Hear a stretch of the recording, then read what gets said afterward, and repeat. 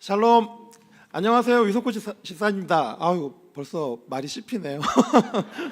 뭐 앞에 그 샤론 중향단에 뭐 가족이 4명 있다고 했는데요. 실은 저까지 포함해서 5명입니다. 그래서 오늘 이 자리에 섰는데 솔직히 뭐 의연한 척 하려고 그랬는데 너무 떨립니다. 그래서 실은 이 자리에 매번 쓰시는 목사님들이나 또 말씀하시는 분들이 얼마나 노력을 많이 하시는지 몸소 알게 됐고요.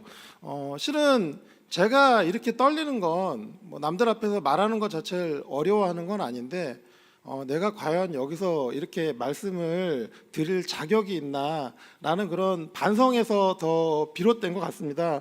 뭐 제가 아삽중찬단 이 옆에서 매번 하는데 이 5m 오는 건데도 엄청 이 마음가짐이 다르고 부담이 크네요. 그리고 여기서 뭐 잠깐 깨알 홍보를 하자고 하면 아삽 중창단은 아직도 용감한 남성 단원들을 모으고 있으니까요. 주변에 추천도 좀 부탁드리겠습니다. 저도 여태까지 수많은 간증이나 특강을 들으면서 실은 많이 교만했습니다. 실은 그분들 강의를 들으면 뭐 저분들이 뭐 내가 강의 들을 만한 분인가? 아이 별로 말도 잘 못하네. 아 그냥 목사님이나 말씀하지 저런 분이 왜 시간을 냈지? 실은 이런 교만한 마음이 진짜 많았는데 제가 한 달 동안 준비를 하면서 정말 몇십 년간 가졌던 그런 교만한 마음이 얼마나 잘못됐는지 그분들한테 죄송하더라고요. 그래서 실은 제가 오늘 뭐 여기 계신 분들이 뭐 어떤 제 말씀을 듣고 얻는 바도 도움이 되겠지만 제 자체로 몇십 년 동안 교만했던 이런 마음을 내려놓을 수 있는 걸 개인적으로는 그것만으로도 충분히 은혜 받았다고 생각을 합니다. 그래서 모쪼록 부족한 저 같은 사람에게도 우리 하나님은 젊은 넓은 사랑으로 자리를 허락해 주셨다는 거 그 이해하시는 마음으로 부족한 제 말씀을 들어주시면 제가 의미가 있을 것 같습니다. 뭐 제목은 설교 시간에 하는 특강이지만 이게 뭐 간증일 수도 있고 뭐 다짐 고백 뭐 이름이 뭐든 상관없습니다. 다만 이렇게 귀한 시간이 주어졌으니까 제가 편안히 말씀드리고 싶고요. 항상 이 자리에서 말씀하시던 저희 목사님들 말씀이 소고기 꽃등심이라면 그래도 저는 쇠고기 맛이 나는 라면이라도 됐으면 좋겠다라는 겸손한 마음으로 말씀을 이어갈까 합니다.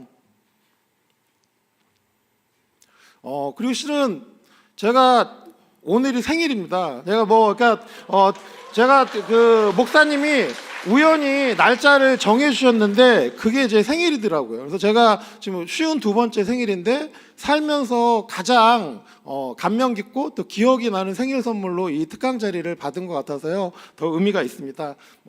제가 오늘 얘기는 다소 개인적인 얘기를 꺼내면서 시작을 할까 합니다. 실은 7년 전에 돌아가신 아버지 얘기를 꺼내면서 먼저 얘기를 진행할까 합니다. 실은 저희 아버지는 무척 엄하셨고 제가 아버지한테도 엄청 두드려 맞았습니다. 뭐 그렇다고 제가 뭐 공부를 못했던 건 아닌데 아버지 입장에서는 항상 부족한 아들이었죠. 그리고 그런 아버지는 제가 교회 다니는 걸 무척 싫어하셨습니다. 그래서 저는 모태신앙은 아니었고요.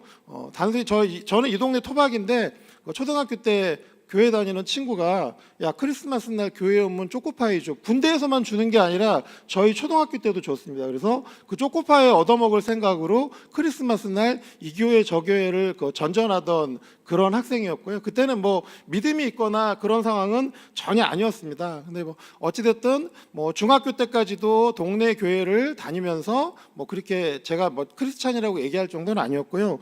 그런 제가 고등학교 2학년 때 많이 힘들었습니다. 제가 이제 사춘기를 좀 심하게 겪었고 학업 성적도 좀 많이 떨어지게 되면서 뭔가 마음이 의지할 곳이 필요하더라고요. 그래서 고등학교 2학년 때 제가 스스로 교회를 찾아갔습니다. 지내고 보면 지금보다도 제 그 고2 때가 가장 절실히 주님을 찾았던 것 같습니다. 진짜 하루에 일어나면 성경 한 장 꼭 읽고 시작을 하고 독서실에서 공부를 시작할 때 마칠 때 뭐 제가 그때 성공을 바라고 기도했던 게 아니라 제가 포기하지 않고 공부를 열심히 할 수 있게 해주세요라고 기도를 했던 어떻게 보면 제 인생에 가장 뜨거웠던 1년이었다고 생각을 합니다.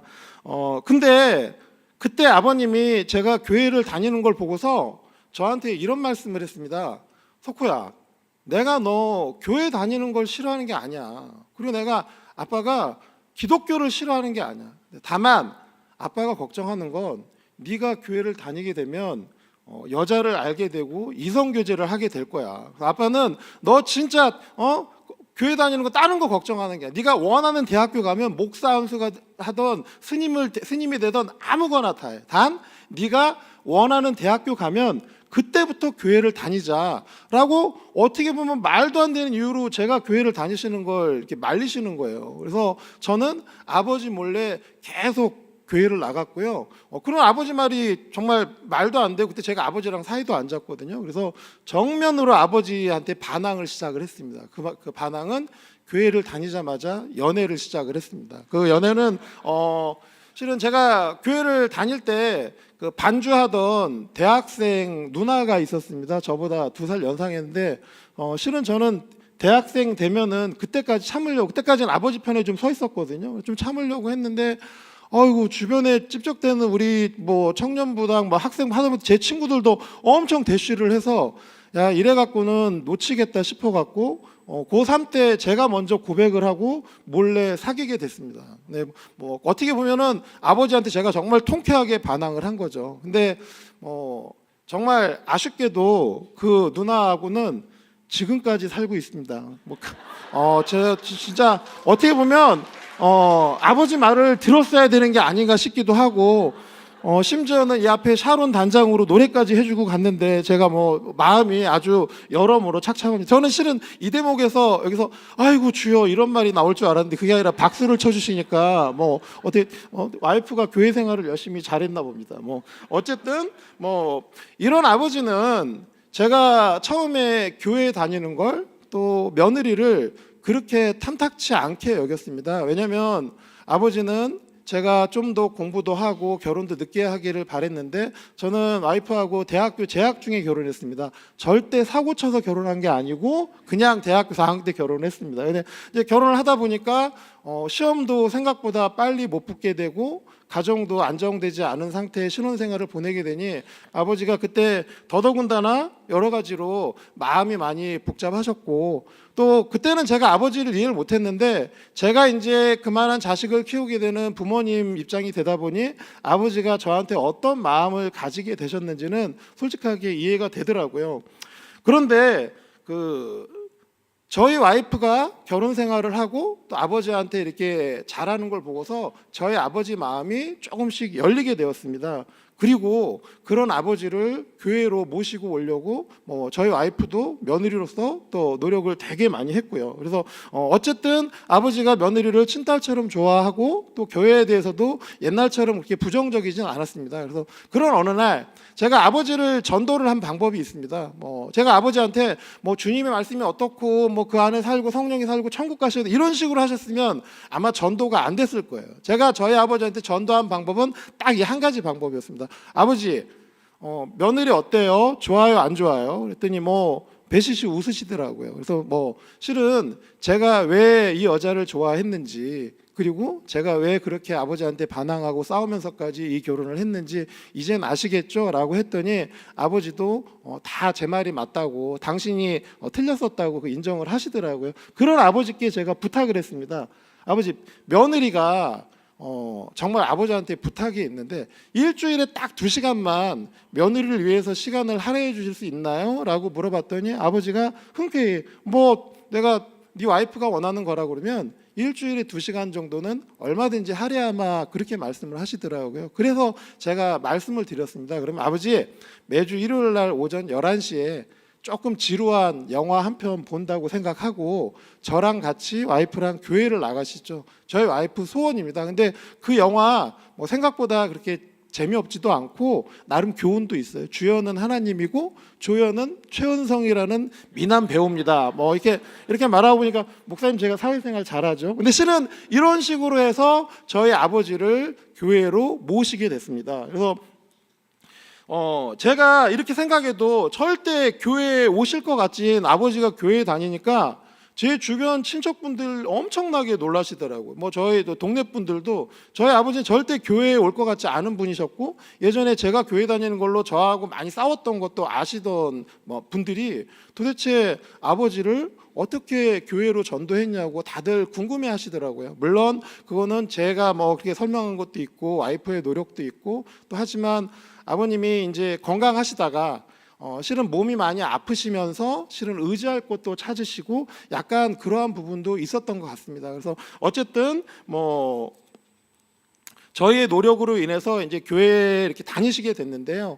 어느 날 저녁 시간에 아버님이 저한테 말을 건네는 겁니다. 석호야, 너 동네 친구 누구누구 아니? 이렇게 물어보시는 거예요. 그래서 누군지 잘 알죠. 그 요새 뭐 어디 다니는 어디 공사 다닌다고 그랬는데 요즘 연락한 지는 꽤 돼요. 그랬더니 저희 아버님이 툭 던지시는 말이, 그놈이 지 아버지 요양병원에 갖다 버렸더라, 이러시는 거예요. 갖다 버렸다는 표현을 쓰시는 거예요. 저기 지금 연희동에 있는 모 요양병원인데요. 그래서 저한테 하시는 말씀이, 그게 무슨 요양시설이냐, 고려장이지.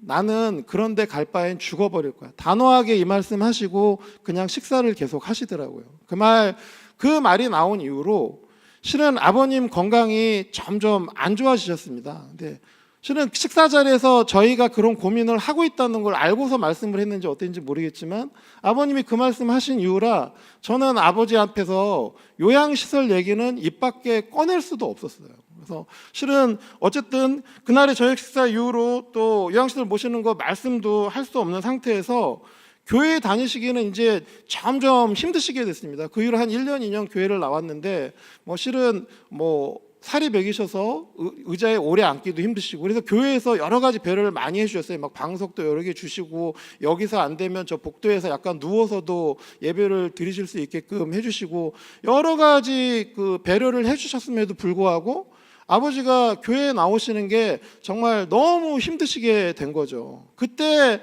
실은 제가 이제 그런 상황을 겪으면서부터 고민을 정말 많이 했습니다. 지금 저 말고도 많은 교인 가족분들의 그런 상황을 겪고 있는 거 알고 있고요.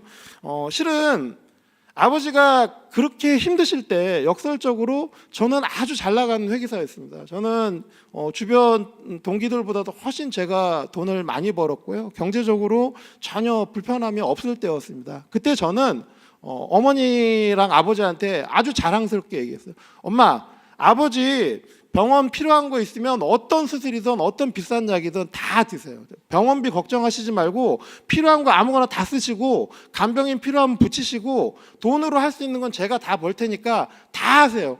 저는 그러면 제가 효자가 되는 줄 알았습니다. 그렇게 말하고 주말 저녁에 소고기 몇 근 사갖고 가면, 그리고 아버지랑 어머니랑 고기 하나 구워 먹으면 제가 효자로서 할 일은 다 하는 거라고 그렇게 생각을 했습니다. 그런데 그 뒤에도 실은 그런 아버지의 병환이 계속 이어지다가 제가 아버지 돌아가시기 한 6개월 전쯤 됐을 때 느낌이 아버지가 이제 얼마 더 오래 못 사실 것 같더라고요. 그래서 제가 그때 처음으로 휴가를 내고 오롯이 아버지 옆에서 병간호를 제가 며칠 한 적이 있었습니다. 실은 그 앞에 투병 생활 5년 10년이 되도록 한 번도 그런 적이 없었고요. 돌아가시기 몇 개월 전에, 근데 며칠이 아니라 저는 반나절 만에 알았습니다. 이게 얼마나 간병이 힘든 일이고, 내가 우리 아버지 어머니가 힘드셨던 거에 진짜 백분지 1도 모르고 있었구나. 나는 정말 불효자였구나.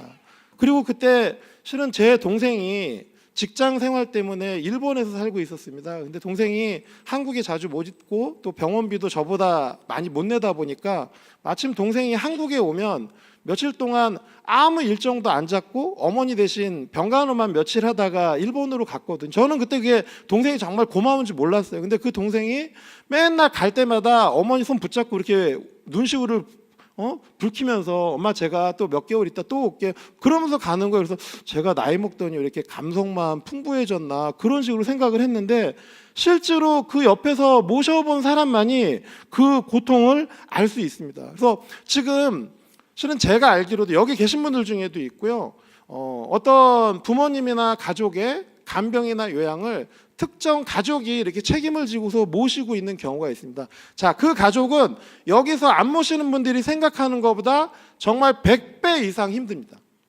심지어는 그렇게 모시던 어르신이 돌아가시고 나서 모셨던 가족의 어떤 경제적 또 정신적 또 육체적인 그 힘듦을 나누지 않고 해서 그 가족이 정말 힘들어한 경우도 많거든요. 그래서 저는 여기 계셨던 분들이 만약에 그렇게 모심을 하고 있는 경우라 그러면 정말 그 노고에 대해서 저도 같이 느낀다고 말씀을 해드리고 싶고요.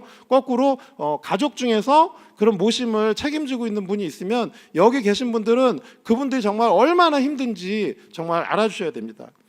그때 아버지를 어머님이 직접 집에서 모시면서 119를 몇 번이나 불렀는지 모릅니다. 예, 아버지가 저 강북 삼성병원을 다니셨는데요. 집에서인지 외래로 다니시다 보니까 병원을 가다가도 동네에서 정말 쓰러지셔서 119 여러 번 부르고요. 정말 기가 막힌 건 저희 안방에서 화장실까지 가다가도 119를 2번이나 불렀습니다. 어머니가 부축을 하시고 화장실까지 가야 되는데 거실에서 쓰러지신 거예요. 그러니까 이제 아들들이 오지는 못하니까 119를 불러서, 그때는 저는 예전에 화장실 가다 119 부른다는 말 이해 못했었거든요. 그렇게 119의 도움을 받아야 됐습니다. 그래서 그런 상황이 되다 보니 저는 아들 된 입장에서 그게 너무 걱정이 돼서 아버지께 말씀을 드렸죠. 아버지, 화장실까지 가는 게 힘드니까 성인용 기저귀나 패드 쓰시면 어때요? 그랬더니 아버님이 그건 거절하시더라고, 싫다고. 그래서 저랑 동생이랑 고민을 하다가 간이 병기를 제가 만들기로 했습니다. 제가 실은 똥손이고 조막선이거든요. 이렇게 만드는 거 하나도 못 하는데, 그때 아버지를 위해서 왜 편의점이나 호프집 가면 그 파란색 의자 있잖아요. 그 구멍 뚫린 거에 구멍 조금 크게 하고 아래에 세면대 좀 큰 거 넓은 거 받치고 나름 안 보이게 옆에 이렇게 헝겊도 되고, 그래서 제 나름은 아버지를 그 안방에서 화장실까지 안 가시고 안방에서 볼일을 볼 수 있으시게끔 그렇게 조치를 취했는데, 아버지가 그러시더라고요. 석호야, 내가 이렇게까지 하면서도 살아야 되니? 이 말씀을 하시더라고요. 그래서 아버님, 이게 창피한 게 아니라 어머니고 난데 어때요? 이거 쓰시면 되고요. 그렇게 약한 말씀 하시지 마세요. 라고 한 게 저와 아버지의 마지막 대화입니다. 제가 그날 저녁에 솔직히 이 대목에서 울지 않으려고 그랬는데 실은 이 대목만 나오면 약간 울컥해갖고요. 죄송합니다. 그날 저녁에 아버지한테 그 간이 병기를 쓰라고 했는데 아버지가 그 병기를 사용하시지 않고 그 다음날 오전에 돌아가셨습니다. 그래서 제가 그 아버지 돌아가시고 난 다음에 실은 정말 많은 생각을 했습니다. 제 생각에는 제가 그 병기를 쓰시라고 권해서 그것 때문에 어떤 삶의 끈을 놓지 않으셨나 하는 반성도 정말 컸고요. 그리고 제가 이제 아버지 돌아가시고 그게 우울증인지 번아웃인지 공황장애인지 병명은 중요하지 않습니다. 제가 사람들 만나기도 싫고 일하기도 싫고 이렇게 살면 뭐하나라는 삶에 대한 회의가 엄청 많이 들더라고요. 그러면서도 제 옆에 있는 어머니하고 와이프 보면서 그 생각이 들었습니다. 먼저 어머니를 보면서, 야, 우리 어머니 진짜 아버지 보시느라고 근 5년 10년간 당신의 인생 없이 이렇게 사셨는데, 우리 어머니가 아버지와 같은 상황이 됐을 땐 내가 과연 직장을 관두고 어머니처럼 할 수 있을까? 과연 아픈 와이프가 나 대신 어머니 옆에서 이렇게 할 수 있을까라는 생각이 드니까 고개가 절로절로 흔들어지더라고요. 또 그리고 내가 만약에 나중에 우리 아버지처럼 아팠을 때 내가 와이프나 우리 자녀들 아들 딸이 과연 이렇게 우리 어머니가 했던 것처럼 옆에 희생을 강요할 수 있을까? 전 그것도 그것도 맞는다는 생각이 안 들더라고요. 그런 생각이 들면서 제가 일에 대해서 많은 회의가 들었습니다.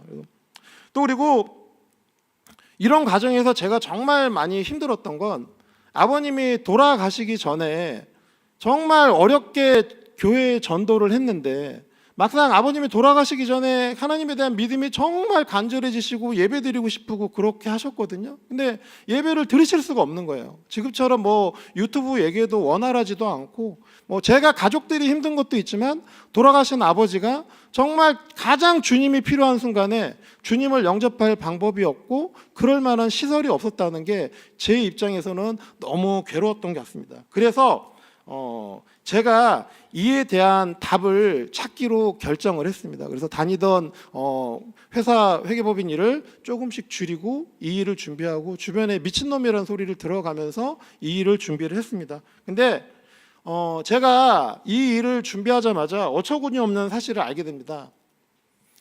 예, 그 복지용구라는 게 있습니다. 실은 그 어르신들이 몸이 안 좋으실 경우에 장기 요양 등급을 받게 되면은 정부에서 복지용구 연간 160만 원 한도 내에서 여러 가지 의료기구를 이렇게 무상으로 쓸 수 있게 가정 형편 따라 뭐 한 15%까지 부담을 하셔야 되는데 거기에 너무나도 이쁜 간이 변기가 있었습니다.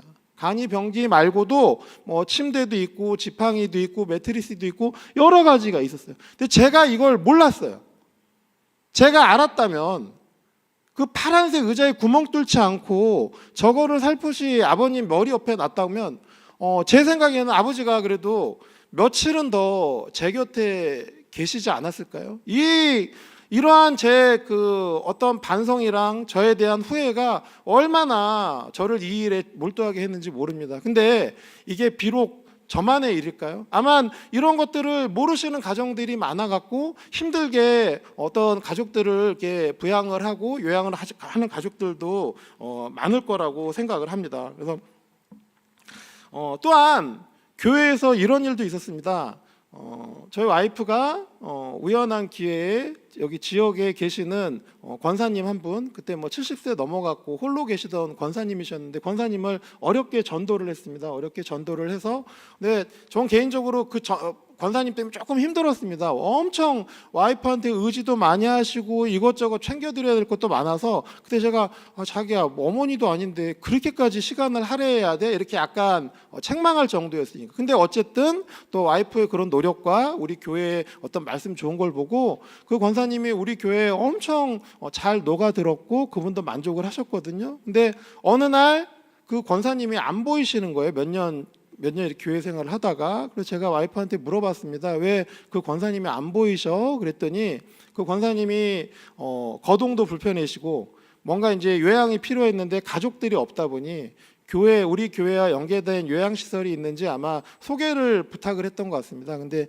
교회에서도 관련된 시설이 없고 추천해 줄 만한, 또 그리고 괜히 잘못 추천해 줬다가 어떤 문제가 발생을 할까봐 그분께 추천을 안 해드려서 그분이 정말 슬픈 마음을 가지고 지방에 있는 먼 치척이 하는 요양시설로 내려갔다고 하더라고요. 그래서 저랑 와이프랑 인사도 못하고 내려갔습니다. 이게 그 권사님뿐만이 아니라 제가 교회에서도 많이 겪다가 누가 안 보이시는데 어디 갔어? 근데 요양병원 갔어요. 이런 케이스들이 엄청나게 많습니다. 그리고 제 친척분 중에서도 그 요양원으로 가시면서 펑펑 오신 할머니가 있는데요. 저희 처가 쪽 할머니신데 그 할머니도 오시면서 그거예요. 자기가 요양원 가는 게 두렵고 요양병원 가는 게 두려운 게 아니라 거기를 가면 내가 사랑하던 사람들이랑 손주들이랑 또 교회 사람들이랑 다시는 얼굴 볼 일이 없어진다는 것 자체가 너무 슬프다고 이렇게 울면서 그 시설로 가셨거든요. 어쨌든 이러한 많은 제 주변들의 상황을 보면서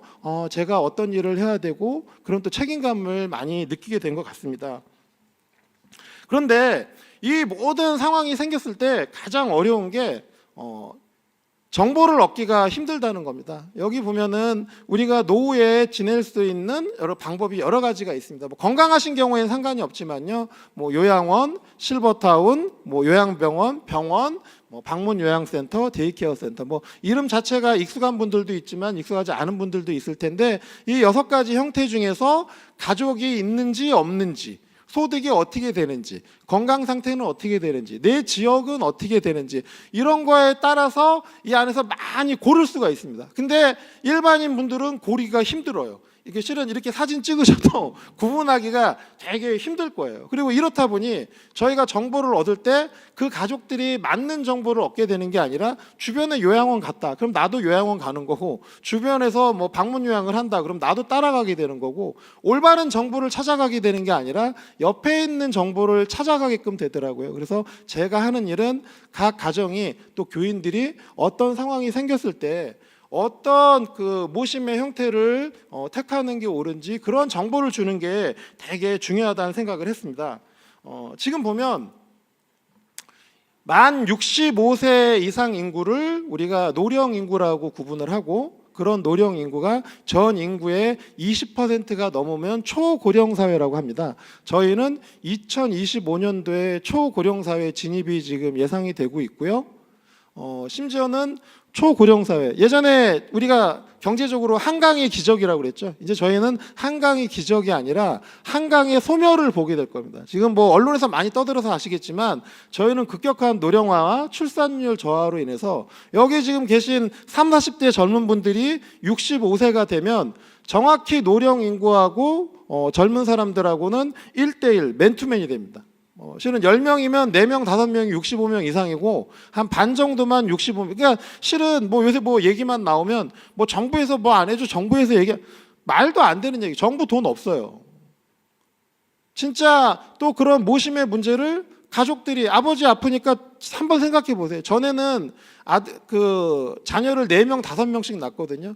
4명, 5명이 있어도 부모님 한번 아프면 자녀들이 돌아가면서 해도 정말 힘듭니다. 저희 처갓집도 1남 3녀가 진짜 열심히 나눠가면서 해도 버겁거든요. 근데 앞으로 자녀가 없고 심지어는 많아야 1명, 2명인데 그게 정상적인 방법으로는, 우리가 생각하는 방법으로는 케어가 안 됩니다.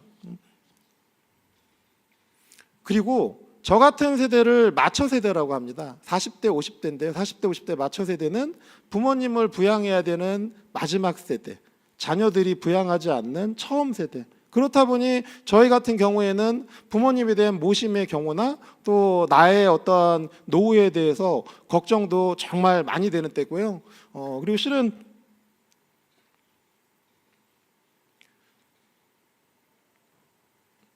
지금 부모님을 모시고 있는 그런 자녀의 통계 비율을 내면 50대의 여자분이 제일 많습니다. 물론 이게 이제 50대 여자분들이 실은 어떤 정서적으로도 그렇고 부모님들이 모실 때 편하게 생각하는 것도 있지만, 뭐 50대 정도가 부모님이 보통 요양이 필요한 때고, 또 남자분들보다는 여자분들이 사회활동을 조금 덜 하셔서 뭐 그런 영향도 있겠지만, 지금 대부분의 또 교회 안에서도 보면은 대부분의 50대 따님분들이 실질적으로 제일 많이 할애를 하고 있고요. 뭐 오늘 목사님이 설교 시간에도 뭐 고부간의 갈등이나 이런 말씀도 했지만, 또 많은 며느리들이 정말 고부간의 갈등이 아니라 딸보다 더 잘 시부모님을 모시고 있는 케이스도 우리 교회에서도 볼 수 있습니다. 근데 실은 저희 아버님뿐만이 아니라 모두가 이걸 고려장이라고 합니다.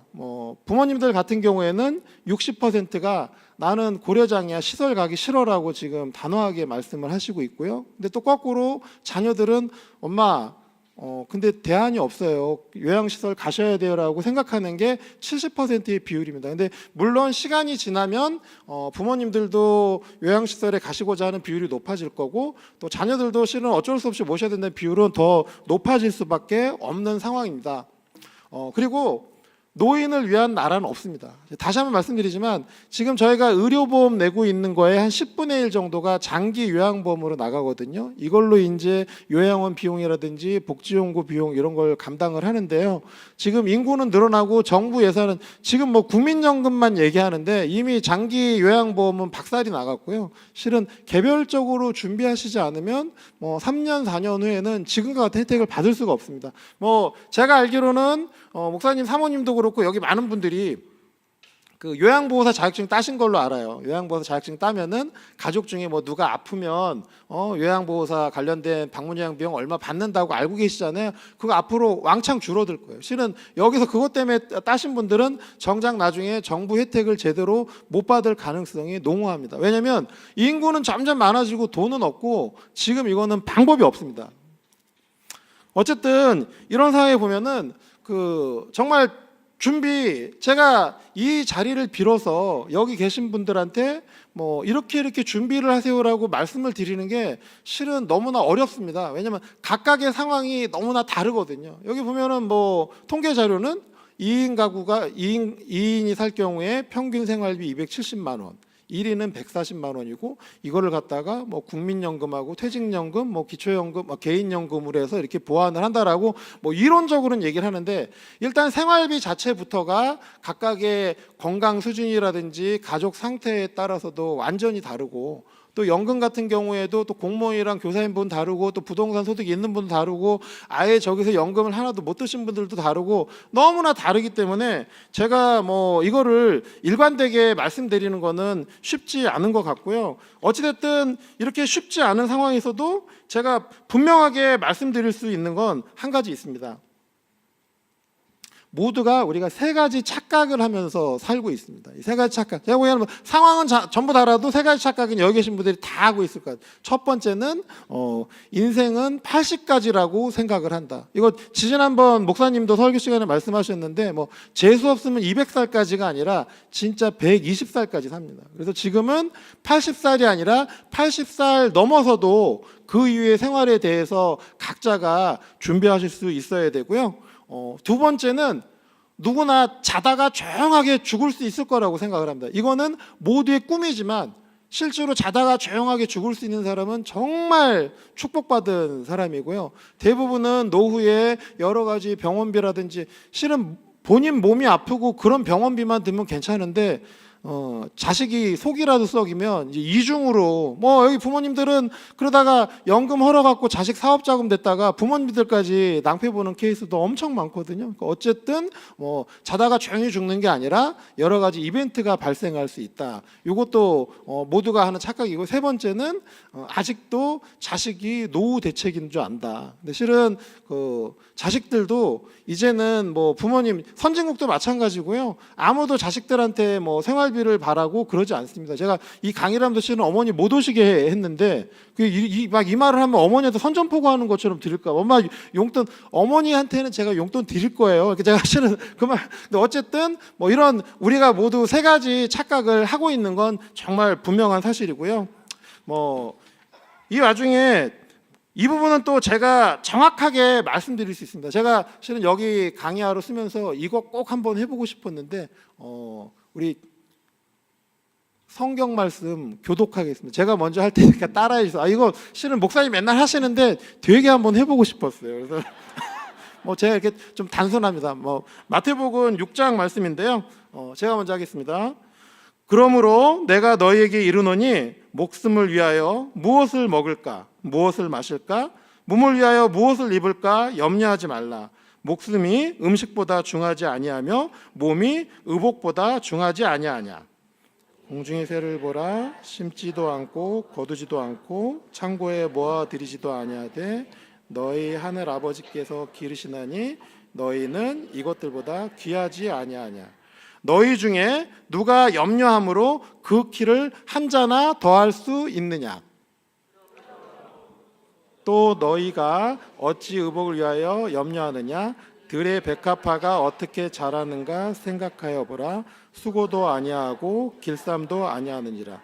그러나 내가 너희에게 말하노니 솔로몬의 모든 영광으로도 입은 것이 이 꽃 하나만 갖지 못하였느니라. 오늘 있다가 내일 아궁이에 던져지는 들풀도 하나님이 이렇게 입히시거든 하물며 너희일까 보냐. 믿음이 적은 자들아.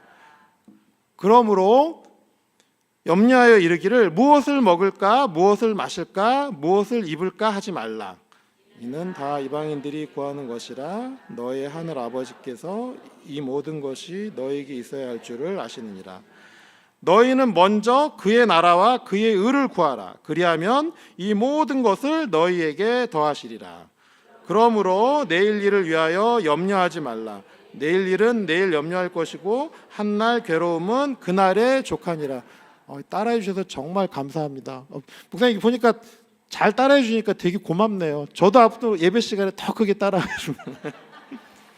네, 그렇습니다. 여기 계신 모든 분들의 공통점은 하나님의 자녀라는 것이고 하나님께 의지하는 삶을 살면 진정한 노후 준비가 가능하다는 겁니다. 하지만 여기 성경 구절 중에서 제가 34절을 다시 한번 되짚어보고자 합니다.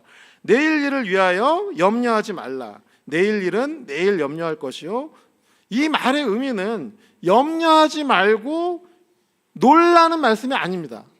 여기 진정한 말씀은 염려하지 말고 준비하고 기도하고 행하라는 말씀을, 이 말씀을 이렇게 한 것이고요. 제가 뭐 간단하게 예전에 들었던 얘기를 좀 한번 말씀드릴까 합니다. 한 남자 이야기입니다. 한 남자가 여행을 하게 돼서 배를 타고 이렇게 항해 중이었는데요.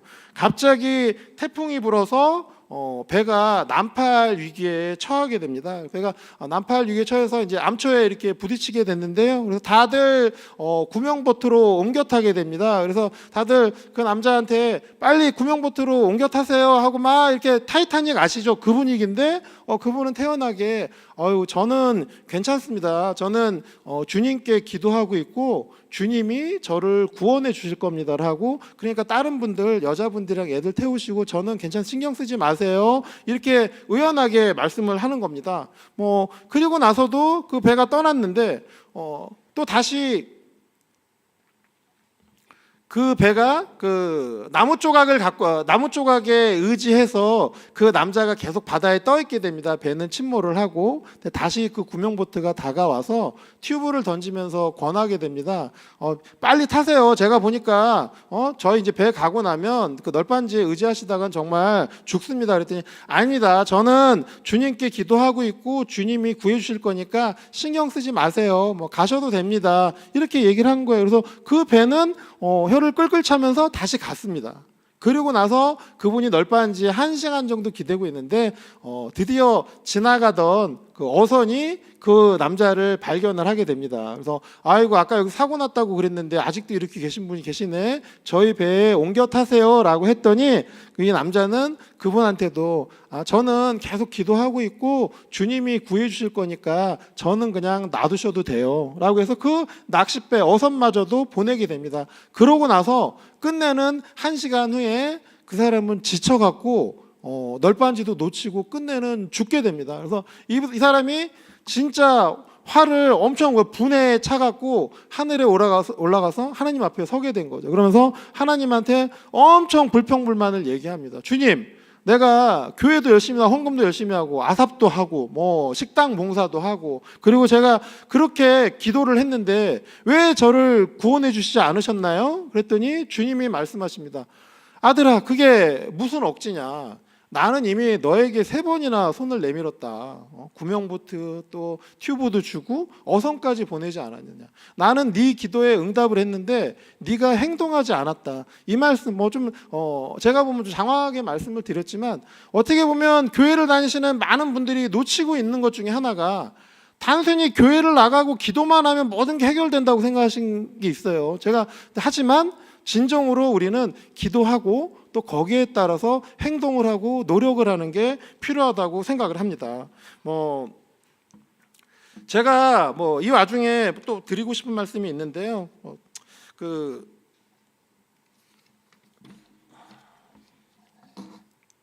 여기 계신 분들은 크게 3가지로 나눌 수 있을 것 같습니다.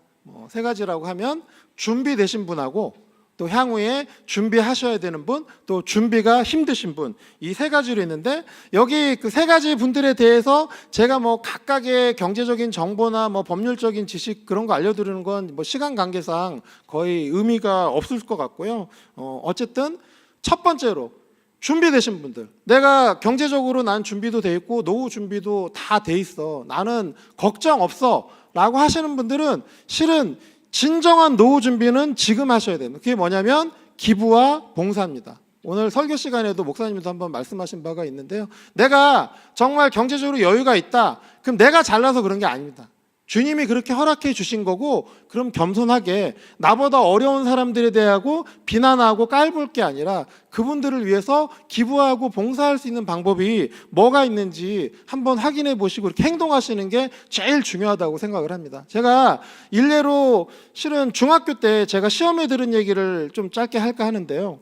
제가 어느 날 버스를 타게 됐습니다. 버스를 타게 됐는데 지금 제 나이죠. 그때는 제 부모님 또래지만 40, 50대 되는 아주머니 4-5명이 후다다닥 사람 밀치면서 제 앞에 자리를 차지하시더라고요. 저는 저보다 어르신이니까 자리 차지하는 건 별로 문제 삼지는 않았고요. 근데 그 4분이 제 앞에 이렇게 쪼르륵 앉으셔갖고 실은 엄청 시끄럽게 떠드시더라고요. 그분 말씀이 그거였어요. 오늘 목사님 말씀 진짜 완전 은혜 받았잖아. 나 도중에 웃는 거 봤어요? 이런 거. 김 집사님은 기도를 정말 왜 이렇게 잘해? 진짜 천국 갈 거야. 나는 기도가 잘 안 돼. 이러면서 그분들이 엄청 떠드시는데 제가 조금 창피할 정도였습니다. 근데 그거는 괜찮은데 실은 그 다음 정거장에 나이 80이 넘어 보이시는 어느 어르신이 버스에 타게 됩니다. 근데 그분이 타셔갖고 힘들게 그 아주머니 네 분 앞에서 지팡이를 짚고 서 있게 되는데 그 교회 다녀오신 그 네 분은 계속 교회 얘기만 하고 심지어는 막 자기 교회 이름도 얘기하고 막 엄청 떠드는데 아무도 할머니를 쳐다보지 않더라고요. 근데 저는 그 버스에서 그 옆에 서 있으면서 제가 교회 다닌다는 게 순간적으로 되게 창피했습니다. 이게 뭐 약간 극단적인 비유일 수도 있는데 저는 마음속으로 그랬어요. 지금 당신들 앞에 서 있는 분이 하나님일 수도 있다. 실은 우리가 교회를 진짜 다니는데 기도만 하고 성경책만 보는 게 정말 중요한 게 아니라 내가 여유가 있건 없건 내 주변 사람들에 대한 배려와 사랑, 기부와 봉사 이런 게 기본적으로 갖춰져야 되는데 그때 어쨌든 제가 버스 안에서 교회를 제가 만약 그분들이 자리를 빨리 양보했다 그러면 고등학교 때까지 교회 그렇게 방황하지 않고 조금 더 빨리 찾아갈 수도 있지 않을까 그 생각을 했거든요. 뭐 어쨌든 준비되신 분들은 이렇게 반드시 기부와 봉사를 좀 해주십시오. 두 번째로 경제적으로 준비가 덜 되었지만 일을 하실 수 있는 분들은 육신이 건강함에 감사 기도를 드리고 주원 일을 더욱 열심히 하셨으면 좋겠습니다. 제가 이것도 한 일례로 드리면 제가 이제 이 일을 하면서 요양보호사 분들을 많이 만났습니다. 어느 날 요양보호사 분이 저한테 이런 얘기를 했어요. 대표님, 저는 실은 단순히 요양보호사 자격증 따는 게 별로 어렵지 않고 집 근처에서 뭐 일자리가 있다고 해서 정말 쉽게 이 일을 시작을 했는데요. 이 일 아무나 할 일 아닙니다. 단순히 돈을 벌기 위해서 이 일을 한 사람들은 금방 멘탈이 부서질 거예요. 정말 이 일은 어떤 종교적인 신념이나 남에 대한 사랑과 봉사의 마음이 없다고 하면 정말 즐겁게 일할 수 있는 직장이 아닌 것 같습니다라는 말씀을 하는 거예요. 그래서 제가 그 말씀을 듣고 생각을 했습니다. 그래서 향후에 전국의 어떤 요양시설이나 이런 일들은 가능하면 그래도 믿음을 가지신 분들이 조금 더 일을 하면 서로 좋지 않을까 그 생각을 했고요. 그리고 마지막으로 준비가 미흡해서 실은 남의 도움을 받으셔야 되는 분들이 있습니다. 뭐 이런 분들이야말로 정말 기도하고 감사하게 생각을 해야 됩니다. 뭐 조금 대바라진 말인지 모르지만 우리나라 말에 호의가 계속되면 이제 권리인 줄 안다는 말이 있습니다. 실은 그래서 이런 분들을 도움을 주시고도 상처받는 분들도 많은 것도 사실이고요. 뭐 어쨌든 우리 주변에는 남들로부터 도움받는 걸 너무 당연시 이렇게 생각하시는 분들도 있는데 도움을 받는 걸 부끄러워할 필요는 없지만 항상 기도하며 감사하는 마음을 가져야 된다고 저는 생각을 합니다. 저는 이제 곧 얘기를 마치면서 개인적인 이렇게 사명을 좀 얘기를 할까 합니다. 예, 저는 천사가 되고 천사와 함께 할 겁니다. 여기 뭐 천사는 뭐 엔젤이 아니고요.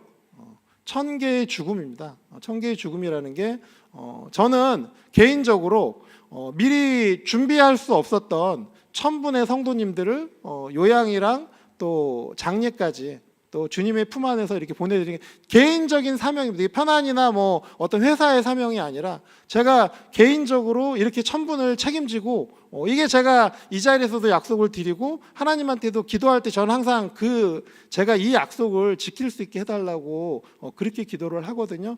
꼭 이 소명을 같이 지켜서 은혜로운 천사와 함께 할 수 있었으면 좋겠습니다. 어쨌든 다소 이렇게 추상적으로 보이는 이런 말들을 제가 하는 일들로서 이제 좀 구체화하려고 하는데요.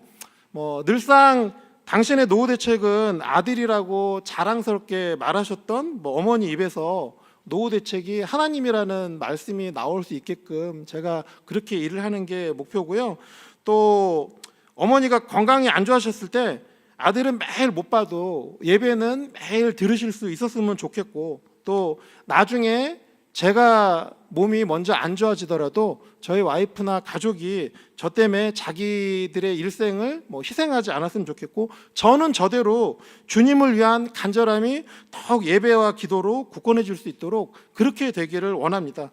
또 그리고 평생을 제가 전도하길 원했던 아버지가 정작 하나님의 말씀이 그리울 때 교회에 올 수 없었던 그러한 아픔을 다시는 다른 가족들이 겪게 되지 않기를 바라고 있고요.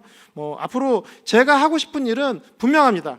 기독교인들이 노후에 가족에 의지하기보다는 주님께 의지하며 편안히 노후를 보낼 수 있기를, 또 기부하고 봉사하고자 하는 분들이 교회 관련 요양시설에 얼마든지 봉사하기 편하고 기부해도 마음이 불편하지 않게 되기를, 또 그리고 일하고자 하나 일할 곳을 찾으시는 분들이 교회 관련 요양시설에서 일을 하시고자 하면 그분들이 시설과 얼마든지 편하게 연계될 수 있게 되기를, 또 경제적으로 본인이 어려우신 분들, 또 노후 준비가 안 되신 분들이 이런 상황에 처했을 때 그래도 조금이라도 교회의 도움을 받아서 이렇게 시설에 노후를 보내실 수 있기를.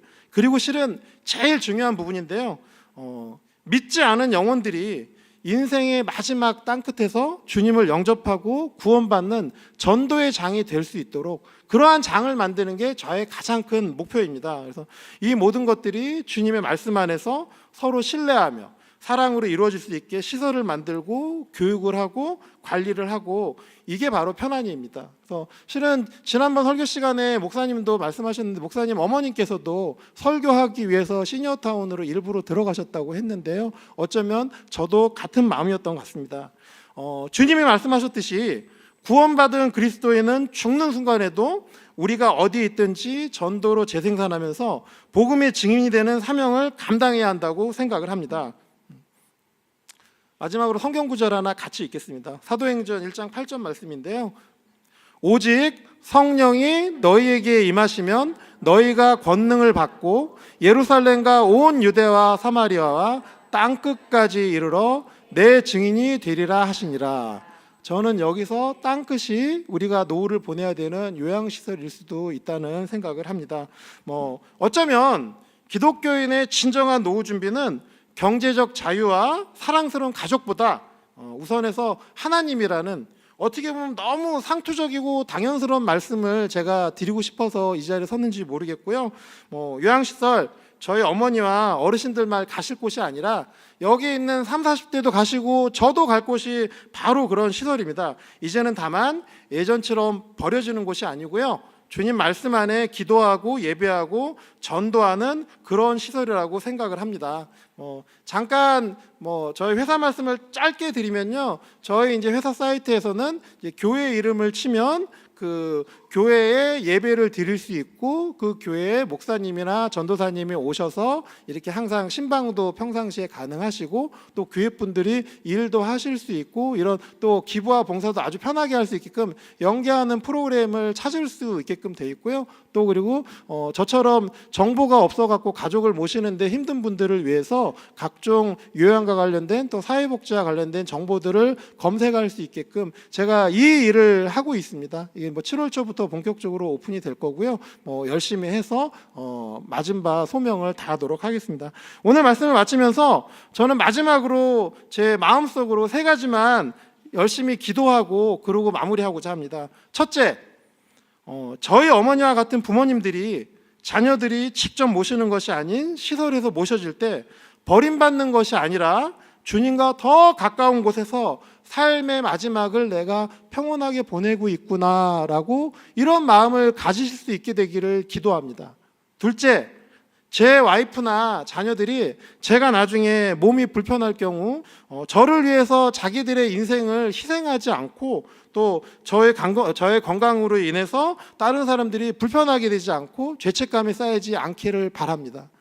마지막으로, 이건 제가 누차 하루에도 몇 번씩 기도를 하고 다짐하는 바입니다.